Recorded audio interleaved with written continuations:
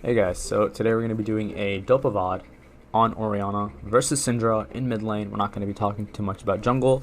I'm only going to be doing levels 1 to 5, maybe even 1 to 4, depending on how long I just decide to stop.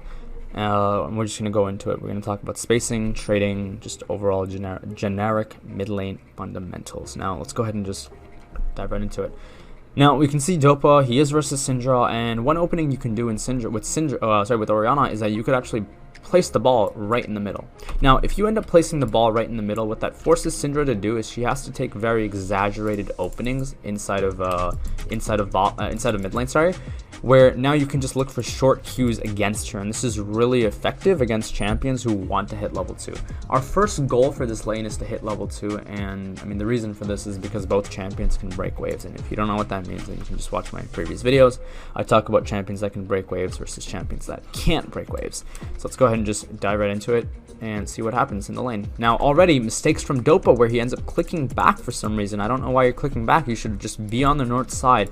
Just start autoing these minions, because again the first goal of the lane is to get level 2. Now if you're wasting time clicking back or entering the lane through the way he is, it's not good. Now he's able to do this, and he's able to get away with this because he understands that Syndra clearly isn't a good player, and the reason Syndra isn't a good player is because Syndra is just sitting here. Syndra should just be moving in when DOPA does this, but then she doesn't. She ends up queuing immediately. She doesn't auto, and the reason this is bad opening from DOPA, and this might also be DOPA just testing out the enemy to see how good she is.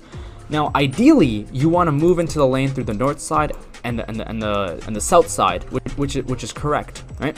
But I think DOPA actually ends up coming in through the middle, which is actually incorrect. So do not do this in your own games. Just to see Syndra if she's going to move in and try to punish him, because there are two aspects at play here. The first variable at play is the minions. The second variable is the enemy's HP, and obviously there's also your HP, and let's just say HP in general. Okay, health. Now when Syndra moves in like this, she's able to Q DOPA, hit the minions and DOPA's health, and now this is a very optimal trade. But if DOPA however then moves into the lane through the north side or the south side, then Syndra either hits his HP or Syndra has to hit the wave, and she has to decide. A good player will just end up hitting the wave, because if Syndra ends up hitting DOPA's HP, then DOPA can then respond by hitting the wave. So now even if DOPA goes down, maybe let's say 10% health, the wave is going to go down like 20% health, and that's not really good because the wave essentially gets you level 2. And then if you do get level 2 on the enemy, then the advantage that you got from the 10% health decrease, or the advantage that the enemy got from the 10% health decrease on your end doesn't really matter, right? So now all you can see is DOPA potentially just looking in for a Q. Ideally, you want to just hit the Q right down the middle and try to hit the enemy with it as well. But as you can see, Syndra actually ends up doing the correct call by moving down to the south side, where now DOPA has to choose either to hit the wave or again hit Syndra in this case. I think he's gonna do, like, you can even do a variation of both, where you can end up hitting these two minions and then hitting her, which is also good because it still pushes in the wave. But if you're versus champions with insane wave clear level 1, then I recommend you just contest the wave.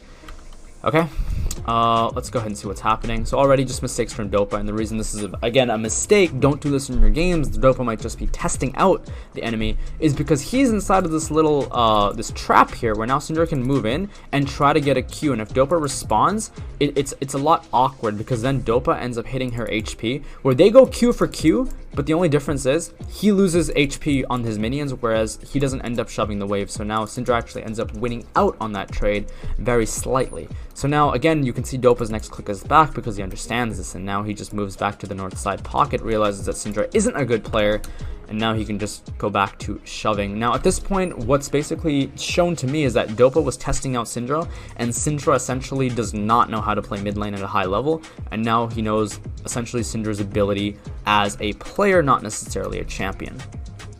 And this is something for the challengers that are watching, or the masters that are watching. This is something that you want to start doing in your own games.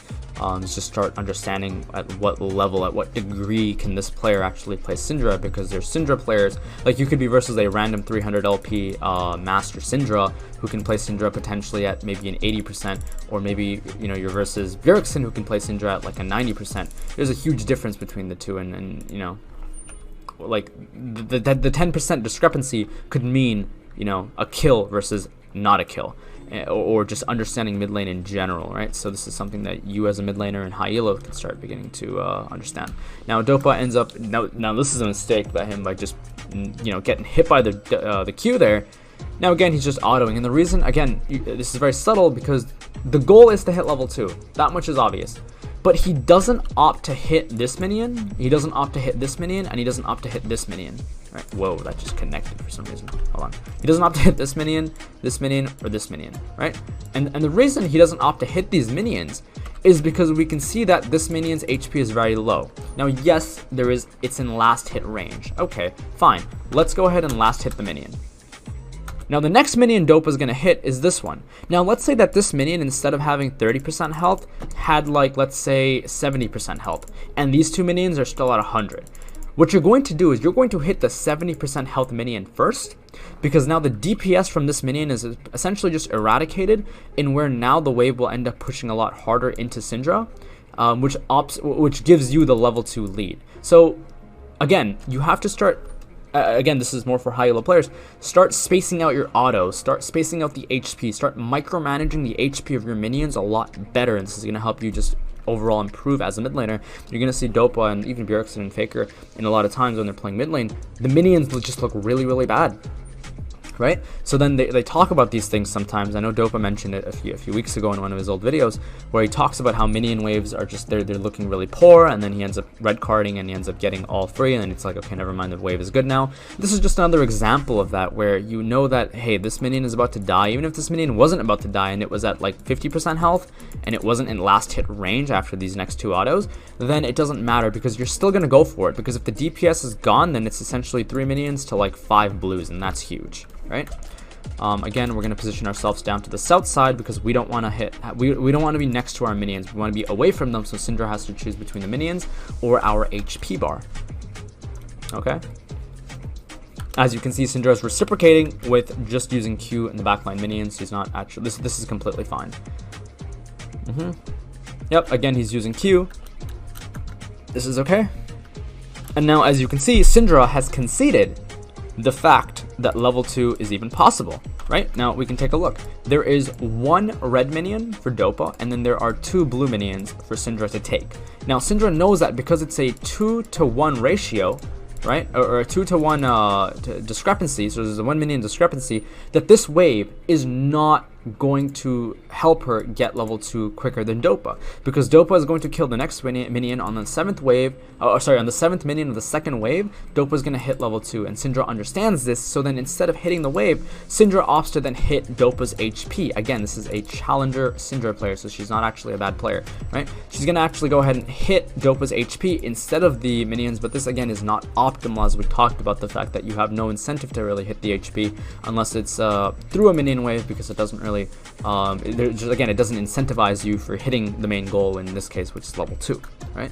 And the reason they're able to do this is because both champions are able to break waves, right? Now again, a big mistake by DOPA. We see this minion is about to be in last hit range, and then he just put his Q on cooldown for some reason. I don't know why he does this, but hopefully it'll come back up before the next minion. Although he might have just hit the Q because he knows that Syndra still has to kill 2 minions, and if he just slowly kills this minion, not immediately, but slowly, then within 5 seconds his Q is going to come back off of cooldown, in which then he can go and look for a short Q trade, and this immediate Q might actually just be a simple setup for DOPA in order to force Orianna down to the south side, and then maybe even retain a permanent south side pocket relative to Rek'Sai's next routes, and that's really, really good for us. Right?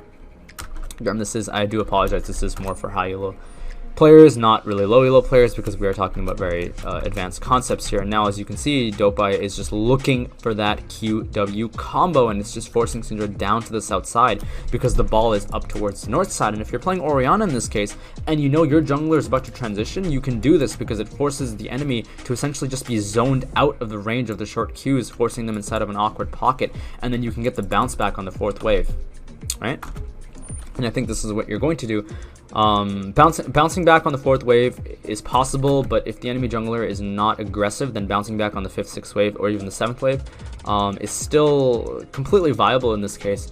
But again, it's all relative to what you want to do as a mid laner, right? Because as a mid laner, I talk about this a lot in my other videos and coaching sessions that I do, is that people have to have a sequence for when they do things. They can't just, like, wave 1, as a mid laner, you should be like, okay, wave 1, I'm going to push, right? Wave 2, I'm going to push. Or wave 3, I'm going to, let's say, push again. Wave 4, I'm going to last hit, right? Wave 5, I'm going to bounce. Wave 6, I'm going to freeze, and then teleport back, and then come back to a TP, and then I'm going to build a slow push until wave 9, in which then wave 9, since the cannon minion, I can then reset, come back into the wave without losing any XP. This is a sequence.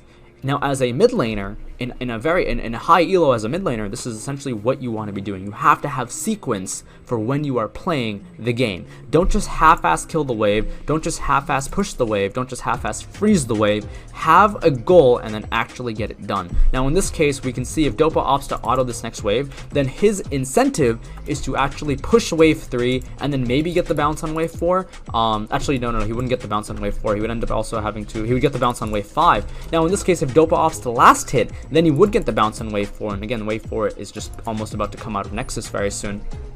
And then we can ensure that the bounce back is supposed to happen, and the reason for this is because the next wave is going to hit the yellow line right here a lot quicker than when the blue wave is, in which then the lane will actually just opt to shove right back into us, and you can again control these variables relative to the enemy jungler's routes and your routes, and this is something that NA mid laners have absolutely no idea how to do.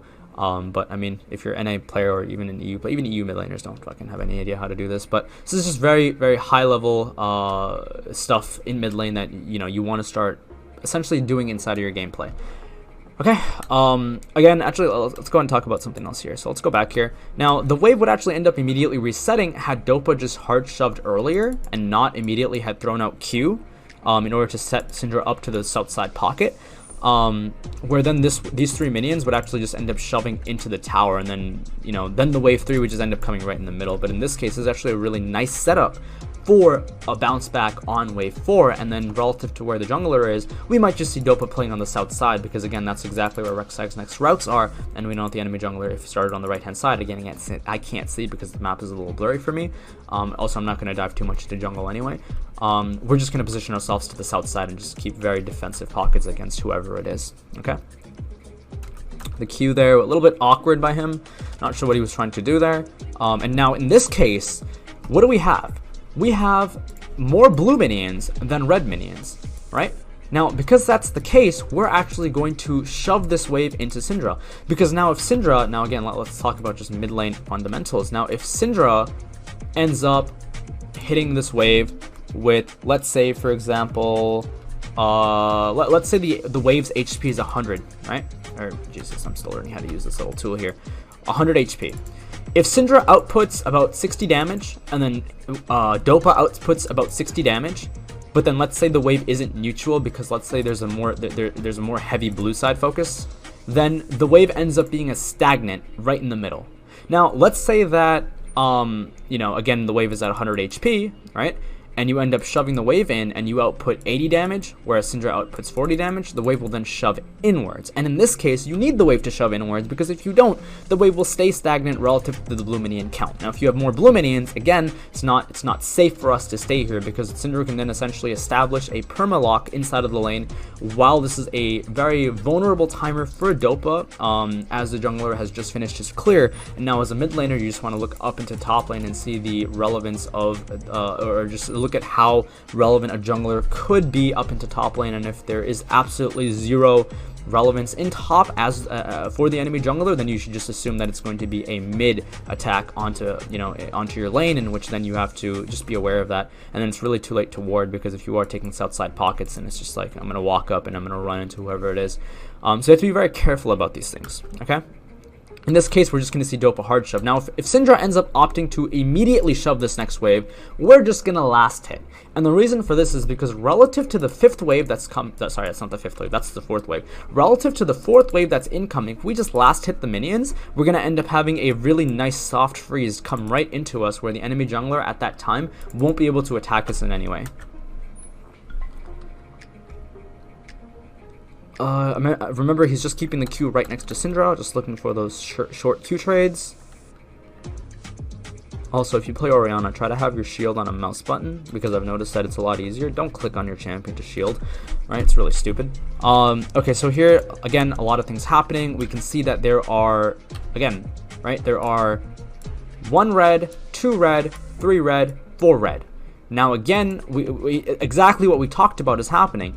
One blue, 2 blue, 3 blue. Both are cannons, so it's even, right? Now, because that's the case, this wave, relative to the 4th wave's position, and relative to the minion count inside of the clash, this is the clash, this is what I essentially call it, because this is where the minions meet, the wave is going to push into us. Now, because that's the case, we're just going to last hit. And if Syndra can't hard shove this wave before the 4th wave ends up arriving, we get a really nice soft freeze right here. And this is the exact timer when Rek'Sai is finished his Raptors and Syndra is forced to play in a very defensive angle up onto the north side where, I mean, Rek'Sai can just blow her flash. Now, if Syndra loses flash in this lane, mid is fucking over, essentially. There's literally nothing that Syndra could do to then recover the lane.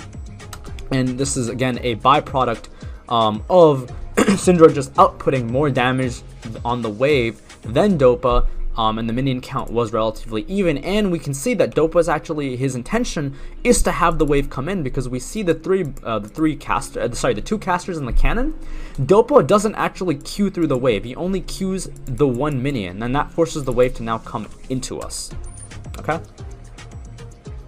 Syndra then responds with a QE, and then DOPA tries to respond to reciprocate damage. Unfortunately, nothing is happening.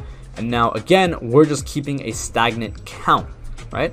We're just keeping a very stagnant count. And we can tell that the enemy jungler started on the right-hand side. And the reason this is possible is because of the fact that Syndra is taking a right side pocket. He's probably on Raptors right now, whoever the enemy jungler is. So we can just assume that the enemy jungler is on the right-hand side, and therefore we're just going to position next to Rek'Sai.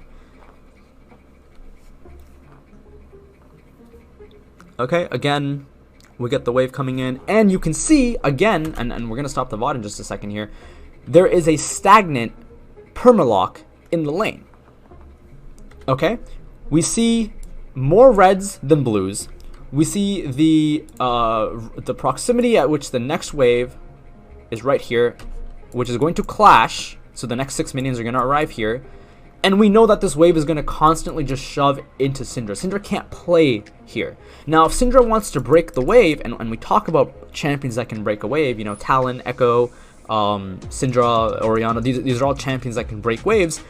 You can understand that Syndra, in order to break this incoming wave that's going to end up happening, she needs to blow all her mana. And if she's not running teleport, mid lane is absolutely over.